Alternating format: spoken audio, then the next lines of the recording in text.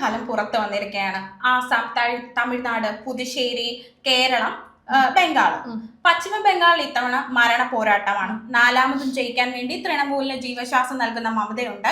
പ്രതിപക്ഷത്തായിട്ട് ശക്തമായി തന്നെ BJP നിലനിൽക്കുന്നുണ്ട്.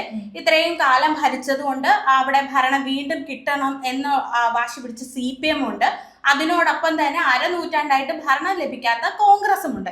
ഇപ്പം ഈ പശ്ചിമ ബംഗാളിലെ ഈ തെരഞ്ഞെടുപ്പ് എന്ന് പറയുന്നത് അവിടുത്തെ പാർട്ടിക്കാണെങ്കിലും നേതാക്കളെ സംബന്ധിച്ചും വളരെ നിർണായകമായിട്ടുള്ള ഒരു ഫലമായിരിക്കും ഉണ്ടാകാൻ പോകുന്നത്. അപ്പോൾ അവരുടെ ഇനിയുള്ള ഭാവിയെയും ഈ തിരഞ്ഞെടുപ്പ് ഫലം വളരെയധികം സ്വാധീനിക്കും, അല്ലെങ്കിൽ ഈ ഫലം വളരെ നിർണായകമാണ്.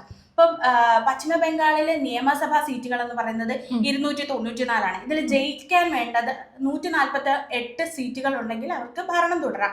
കഴിഞ്ഞ 2021 ഫലത്തില് തൃണമൂലിനെ സംബന്ധിച്ച് 213 സീറ്റുകളും BJPക്ക് 77 സീറ്റുകളുമാണ്. ഇത് ശതമാനത്തിലേക്ക് പോകുമ്പോഴത്തേക്കും തൃണമൂലിനെ സംബന്ധിച്ച് 48.5%, BJPയെ സംബന്ധിച്ച് 38.6%. ഇവിടെ 10% വ്യത്യാസം മാത്രമേ കാണുന്നുള്ളൂ. അപ്പോൾ 2026 ഈ തെരഞ്ഞെടുപ്പ് ഫലം, അതായത് എക്സിറ്റ് പോളിന്റെ ഫലം നോക്കുമ്പോൾ BJPക്കാണ് അവിടെ ഭരണം പിടിക്കാനുള്ള സാധ്യത കൂടുതലെന്ന് മനസ്സിലാവുന്നുണ്ട്. ഇപ്പം മനസ്സിലാവുന്നുണ്ടെന്ന് പറഞ്ഞിട്ടുണ്ടെങ്കിൽ ഇപ്പം എക്സിറ്റ് പോൾ ഏകദേശം പുറത്തു വന്നിരിക്കുന്നു. അപ്പോൾ പറയുന്നത് 150 സീറ്റുകൾ മുതൽ അല്ലെങ്കിൽ ഒരു 150 സീറ്റുകൾ വരെ എങ്കിലും BJPക്ക് കിട്ടും. 148 സീറ്റുകളാണ് അവിടെ ഭരണം പിടിക്കാൻ വേണ്ടത്. 150 മുതൽ 160 വരെ കിട്ടുമെന്നൊക്കെയാണ് പല എക്സിറ്റ് പോളുകളും പറയുന്നത്. ചില എക്സിറ്റ് പോളുകൾ നേരെ തിരിച്ചും പറയുന്നുണ്ട് മമതാ ബാനർജിക്ക് കിട്ടുമെന്നൊക്കെ പറയുന്നുണ്ട്. അപ്പം ബംഗാളിലെ ഒരു രാഷ്ട്രീയ അവസ്ഥ എന്ന് പറയുന്നത് അത് ഇന്ത്യൻ രാഷ്ട്രീയത്തിലെ ഏറ്റവും ഇമ്പോർട്ടൻ്റ് ആയിട്ടുള്ള ഒരു ഏട് തന്നെയാണ്. അപ്പം ഇപ്പൊ ബംഗാളിലുള്ള ഇപ്പോഴത്തെ പൊളിറ്റിക്കൽ സെനാരിയുടെ ഒരു ചരിത്രം എടുക്കുകയാണെങ്കിൽ 2014 ഇലക്ഷന്റെ സമയത്താണ് അവിടെ അത്രയും കാലം 34 വർഷം അധികാരത്തിലുണ്ടായിരുന്ന ഇടത് സർക്കാർ അധികാരത്തിൽ നിന്ന് മാറുകയും അവിടെ മമതാ ബാനർജിയുടെ നേതൃത്വത്തിൽ അധികാരത്തിൽ വരികയും ചെയ്തു. ആ സമയത്ത് നമ്മുടെ കേരളത്തിൽ ഇപ്പൊ എന്ത് നമ്മളിവിടെ പറയുന്നു അതേപോലത്തെ ഒരു അവസ്ഥയാണ് BJPക്ക് അവിടെ ഉണ്ടായിരുന്നത്. ഏകദേശം 3% വോട്ടുകളാണുള്ളത്. ചിത്രത്തിൽ എവിടെയും BJPയെ പറ്റിയ ഒരു പരാമർശങ്ങൾ നമുക്ക് ഉണ്ടാവില്ല. പക്ഷെ അടുത്ത ഇലക്ഷൻ ആകുമ്പോഴേക്കും അവരുടെ ഇലക്ഷനില് വോട്ടില് വളരെ വ്യത്യാസങ്ങൾ ഉണ്ടാകുന്നു. 3 സീറ്റുകൾ അവർക്ക് അവിടെ കിട്ടുന്നു. പിന്നെയുള്ള അടുത്ത വർഷം ആകുമ്പോഴത്തേക്കും ആ 3 സീറ്റിൽ നിന്ന് ഭയങ്കര ട്രമൻഡസ് ആയിട്ടുള്ള ഒരു ചേഞ്ചാണ് നമ്മൾ കാണുന്നത്. 77 സീറ്റിലേക്ക് BJP വളരുന്നു. അപ്പോൾ വോട്ട് വിഹിതത്തിൽ വളരെ കൃത്യമായിട്ടുള്ള ഒരു മേൽക്കോയ്മ ഓവർ ദ ഇയേഴ്സ് ഇവർ നേടുന്നത് നമ്മൾ വളരെ വ്യക്തമായി കാണുന്നുണ്ട്. അറ്റ് ദ സെയിം ടൈം നമ്മൾ ശ്രദ്ധിക്കേണ്ട ഒരു സാധനം, അവർ അത്രയും കാലം അവിടെ ഭരിച്ചുകൊണ്ടിരുന്ന 34 വർഷം ഭരിച്ച ഇടത് സർക്കാർ അവരെ കാണാനേ ഇല്ല. കോൺഗ്രസും ചിത്രത്തിൽ എവിടെയുമില്ല, അവർക്ക് സീറ്റുകൾ ഉണ്ടാവുന്നില്ല. അപ്പം ഇങ്ങനെ നിൽക്കുന്ന ഒരു സാഹചര്യത്തിൽ അടുത്തത് അവർ അധികാരം വേണമെന്ന് പറയുമ്പോഴാണെങ്കിൽ പോലും 120 സീറ്റുകളിലേക്ക് അവർ ഉയരുകയാണെങ്കിൽ പോലും ഈ 15 വർഷങ്ങളുണ്ടായിട്ടുള്ള അവരുടെ വളർച്ച വളരെ ഒരു വലിയ വളർച്ചയാണെന്ന് പറയാതെ വയ്യ. കാരണം അവർ അങ്ങനത്തെ ഒരു വളർച്ചയാണ് അവരുടെ നേരിട്ടുള്ളത്. കാരണം ഗുജറാത്തിലും നമ്മുടെ മറ്റ് സംസ്ഥാനങ്ങളിലും ഒക്കെ പലപ്പോഴും അവര് പ്രയോഗിച്ചിട്ടുള്ള തന്ത്രങ്ങൾ തന്നെയാണ് ഈ ഒരു രീതിയിൽ കൊണ്ടുവരുന്നത്. ഭാവിയിൽ ഒരു പക്ഷേ കേരളത്തിലും ആ ഒരു രീതി വന്നേക്കാം. അത്തരത്തിൽ നാളെ BJPയുടെ അധികാരത്തിൽ വരാൻ ഒരു ചാൻസ് ഒക്കെ ഉണ്ട്. അപ്പൊ ആ ഒരു രീതിയാണ് BJPയിൽ മൊത്തത്തിൽ ഒരു വളർച്ച നമുക്ക് ഈ സ്ഥലങ്ങളിലൊക്കെ കാണാൻ സാധിക്കും. പക്ഷെ നമ്മൾ ദീദിയുടെ കാര്യത്തിലോട്ട് വരികയാണെങ്കിൽ ദീദിയും വളരെ കൺസിസ്റ്റന്റ് ആയിട്ടുള്ള ഒരാളാണ്. ഏകദേശം ആദ്യം പറഞ്ഞതിൽ നിന്ന് വ്യത്യാസം 215ഓളം സീറ്റുകളാണ് അവർക്കുള്ളത്.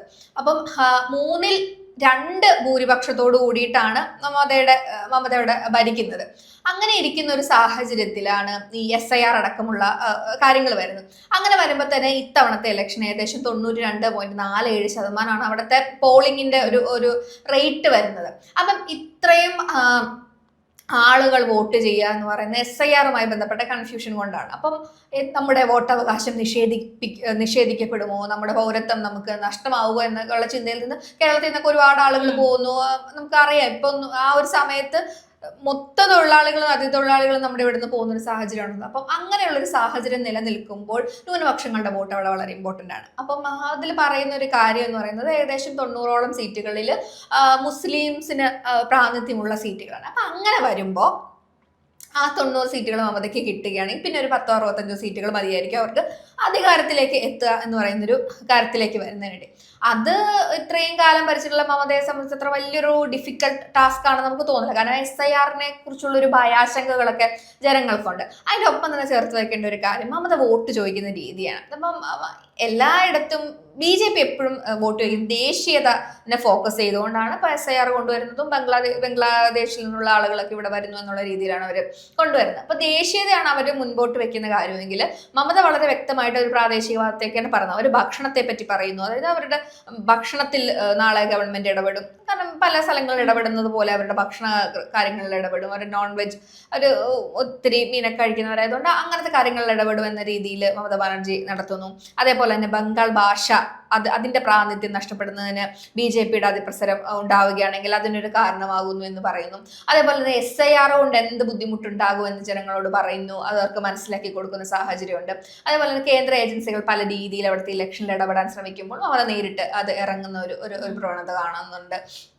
അതൊക്കെ ദീദിക്ക് ഒരു പോസിറ്റീവായിട്ട് വർദ്ധിക്കാനുള്ള ഒരു കാര്യങ്ങളാണ്. അറ്റ് ദ സെയിം ടൈം ദീദിക്ക് ഒരു വലിയൊരു സ്ത്രീകളുടെ പിന്തുണയുള്ള ഒരാളാണ്. അപ്പം SIR-ൽ 66 ലക്ഷത്തോളം അടുത്ത ആളുകൾ പോകുന്നുണ്ടെങ്കിൽ അതിൽ വളരെയധികം സ്ത്രീകൾ അതിൽ നിന്ന് പോയിട്ടുണ്ട്. മുസ്ലിംസിന്റെ ഒപ്പം തന്നെ അങ്ങനെയുള്ള ആളുകളും പോയിട്ടുണ്ട്. ഒരുപാട് ഹിന്ദുക്കളും ഒക്കെ പോയിട്ടുണ്ട്. അപ്പൊ ആ സ്ത്രീകളുടെ വോട്ടുകളും ദീദിയുമായി കൂടുതൽ അടുത്ത് നിൽക്കുന്ന വോട്ടുകളാണ്.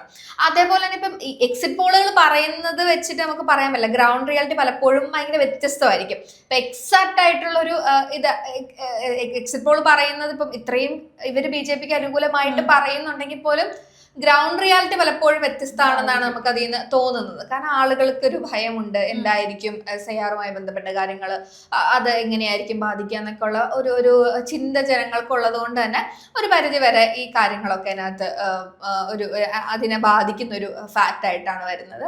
ദീദിക്ക് അങ്ങനെ ഒരു അത്രമാത്രം അടിയിൽ പോകുന്നൊരു സാഹചര്യം ഉണ്ട് എന്ന് ആരും പ്രതീക്ഷിക്കുന്നില്ല. ഇപ്പൊ എക്സിറ്റ് പോളുകളിൽ ഏറ്റവും ഇമ്പോർട്ടൻ്റ് ആയിട്ട് പറയാനുള്ളത് വേറെ പല പാർട്ടികൾക്കും ഒരു റോളും അവിടെ നമുക്ക് കാണാൻ സാധിക്കുന്നില്ല. ഇവർ തമ്മിലുള്ള കടുത്ത മത്സരമാണ് നമ്മളവിടെ കാണുന്നത്.